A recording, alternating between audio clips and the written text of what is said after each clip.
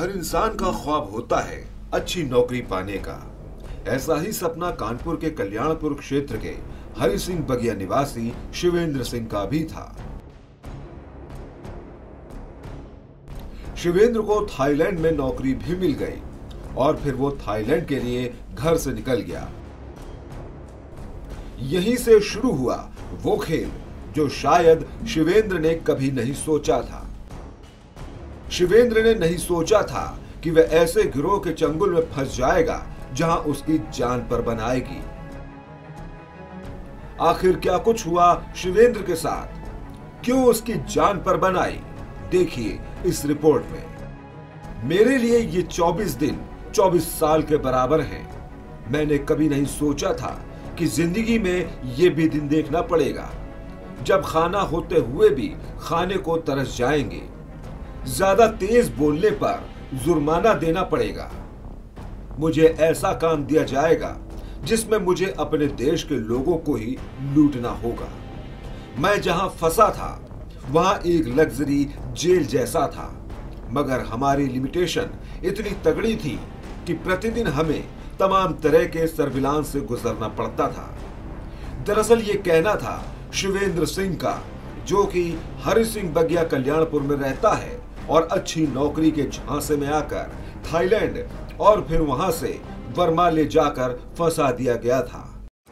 शिवेंद्र 31 अक्टूबर को जब दिल्ली पहुंचा तो उसे यह पता था कि उसे कॉल सेंटर में काम करना है और 80,000 रुपए तनख्वाह मिलेगी। दिल्ली में शिवेंद्र को एजेंट मिले और फिर उसके साथ क्या कुछ हुआ, वह कैसे वर्मा म्यांमार बॉर्डर पहुंचा, शिवेंद्र नौकरी की चाहत में कैसे वहां तक पहुंच गया जहां साइबर अपराध करने वाले गिरोह ने पूरा शहर बसा रखा था। शहर भी ऐसा कि हर तरह की लग्जरी सुविधाएं वहां पर मौजूद थी, लेकिन जब शिवेंद्र ने काम करने से मना किया तो उससे वहां पर क्या मांगा गया, सुनिए। थाईलैंड में बैंकॉक का जॉब बताया गया था कि आपको कॉल सेंटर का, शेयर मार्केट में कॉल सेंटर का जॉब करना है।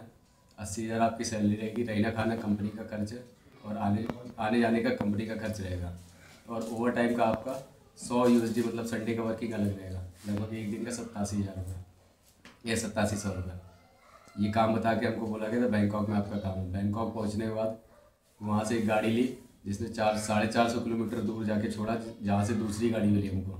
दूसरी गाड़ी ने थाईलैंड म्यांमार के बॉर्डर पे छोड़ा। वहाँ से 2 लोगों ने हमारा बैग लिया और हमको लेके नाव के थ्रू बॉर्डर क्रॉस किया नदी का। बॉर्डर क्रॉस करने के बाद तीसरी गाड़ी मिली जो मेन एक गेट था बड़ा सा, उस गेट के पास छोड़ी जहाँ से आर्मी कैंप शुरू हो गया था, उनकी खुद की आर्मी शुरू हो गई थी वहीं से। फिर वहाँ से चौथी गाड़ी मिली जो कंपनी के गेट पे छोड़ी। वहाँ पे सारा फ़ोटो खींचा गया, डॉक्यूमेंट लिया गया, हमारा वीज़ा वहीं पासपोर्ट जमा कर लिया। उसके बाद उन्होंने ऑफिस छोड़ा, ऑफिस में जाके कैंटीन कार्ड दिया जो खाने के लिए था। फिर उन्होंने रात होने की वजह से कमरे में भेज दिया था। कमरे के बाद अगले दिन उन्होंने ऑफिस बुलाया, उन्होंने काम बताया कि आपको साइबर ठगी वाला का हिंदुस्तान में काम करना है, मतलब इंडिया में कॉल करनी है। काम उनका वो था, आपके पास एक कॉल जाएगी जो बोलेगी आपका सिम बंद हो जाएगा। सिम बंद होने की वजह से आपको एक दवाई जो कस्टमर सर्विस प्रदान करेगा, कस्टमर से एक दवाने पर आपकी कॉल ट्रांसफ़र होती थी ट्राई डिपार्टमेंट में, मतलब वहाँ पे जो बनाए रखा था उन्होंने, ट्राई डिपार्टमेंट में कॉल ट्रांसफ़र होगी। वहाँ से आपसे पूछा जाएगा, आपको बताया जाएगा कि आपके नाम से दूसरा सिम मुंबई डिपार्टमेंट मुंबई में निकाला गया और वहाँ पे आपके नाम से 13 या 14 लोगों ने FIR करी है। जो भी उधर से निकलता था उतना नाम बोल देते थे वो इसका आपको एक साइबर क्राइम में कंप्लेन करनी पड़ेगी। उसके लिए फिर वो दूसरी लाइन में कॉल ट्रांसफ़र करते थे कस्टमर का। वहाँ से पुलिस वालों का रोल शुरू होता था, जो वर्दी पहन के उनको वीडियो कॉल में दिखाते थे कि हम एक्चुअल पुलिस वाले हैं और आपकी रिपोर्ट दर्ज करा रहे हैं। रिपोर्ट दर्ज कराते समय उनका आधार कार्ड ले लेते थे, फ़ोटो ले लेते थे सेल्फी। उसके बाद वो प्रोसेस करते थे। पूजा मात्रे मनी लॉन्ड्रिंग केस में उनको फंसाते थे कि आपके नाम से एक अकाउंट खोला गया जिसमें मनी लॉन्ड्रिंग हुई है, और एक डिजिटल अरेस्ट वारंट भेजते थे कि 2 घंटे में आपको जब्त कर लिया जाएगा। उसको रोकने के लिए वो बोलते थे PIL दायर करना है CBI में। वो तीसरी स्टेज पर जाके CBI में बात कराते थे, जो वहीं पे बंदा बैठा होता था। वहाँ पे जाके उनको PIL दायर करने के लिए उनको डिमांड होती थी 2 लाख, 10 लाख, 20 लाख, 30 लाख, जितना अकाउंट में होता था कस्टमर के उतना ज़्यादा वो डिमांड करते थे। वो पैसा निकाल के तो वहाँ से काम करते थे। आखिर कैसे शिवेंद्र उस अपराध की दुनिया से बचा जहां वह अपने सुनहरे भविष्य के सपनों को साकार करने गया था। वापस आने का हमारा सहयोग रहा, मीडिया करा, सरकार करा, अशोक सिंह दत्ता चाचा करा, जो मेन उन्होंने बात कराई, सारी चीज़ें पहुंचाई, सुरक्षित हमें देश लेके आए। तो यही बोलना चाहेंगे सर, अपने यहाँ काम करना ज़्यादा अच्छा है, क्योंकि बाहर देश में जाने में आपका ना कोई बचा सकता है ना कुछ कर सकता है। वहाँ आपसे मजदूरी भी करा सकते हैं, कुछ भी करा सकते हैं। आपको यहाँ पे झांसा दिया जाता है कि आपको ये मिलेगा, आपको आराम से रखा जाएगा। वहाँ जाके ना कोई बचाने वाला है ना कुछ करने वाला। वहीं म्यांमार में फंसे युवक के भारत लौट आने पर एसीपी अभिषेक पांडे का क्या कुछ कहना है, सुनिए। विगत दिनों कल्याणपुर थाने पर एक अभियोग पंजीकृत हुआ था, जो एक व्यक्ति को थाईलैंड म्यांमार भेज देने से संबंधित था।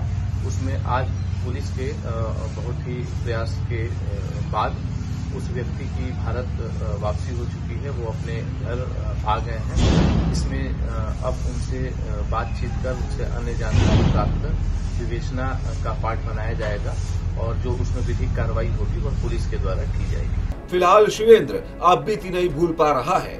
वह मीडिया और हर उस शख्स को धन्यवाद दे रहा है जिसकी बदौलत वह सही सलामत अपने देश भारत वापस लौट पाया है। शिवेंद्र का कहना है कि अपने देश में ही नौकरी करना ज्यादा सही है। वहीं दूसरी तरफ शिवेंद्र के साथ हुई घटना के बाद एंटी ह्यूमन ट्रैफिकिंग यूनिट इस मामले में जांच करेगी। वहां पर शिवेंद्र को बयान दर्ज कराने के लिए बुलाया जाएगा। Desk report, GMD news.